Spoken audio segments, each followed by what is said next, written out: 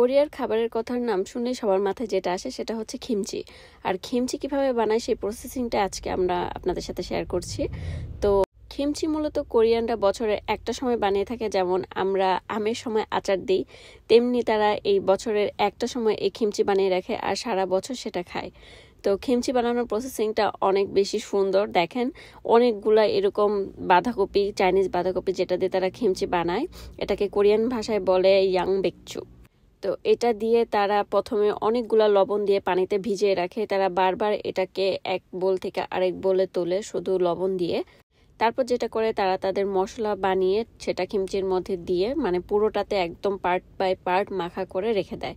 তো আমরা সেদিন গিয়েছিলাম, প্রথম প্রসেসিংটাই দেখেছি, তাই পরেরটা আপনাদের দেখাতে পারছি না, কারণ আমরা আমাদের পরিচিত এক খালার বাসায় সেদিন গিয়েছিলাম, কোরিয়ান, তাকে আমরা খালা বলি। তো তার বাসাটা আমরা সেদিন ঘুরে ফিরে দেখছিলাম। দেখেন কি কিউট একটা বিড়াল সেখানে ছিল, আর এখানে তারা খিমচি বানাচ্ছিল। আমরাও গিয়ে সেখানে হাত দিয়ে হেল্প করছিলাম তাদেরকে।